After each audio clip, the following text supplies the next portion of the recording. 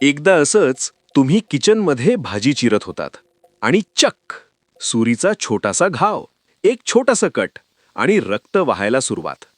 बाहेरून फक्त रक्त दिसतं, पण शरीरात तात्काळ एमर्जन्सी मोड सुरू होतो.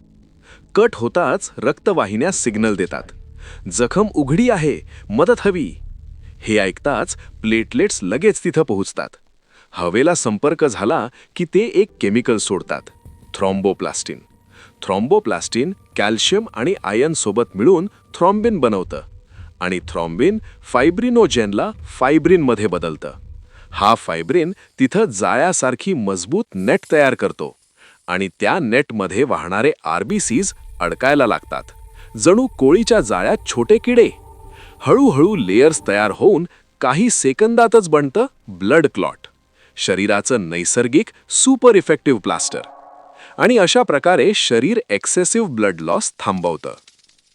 व्हिडिओ उपयोगी वाटला असेल तर लाईक करा आणि आणखी अशा शैक्षणिक व्हिडिओंसाठी MPSC प्रोफेसर्सला फॉलो करा.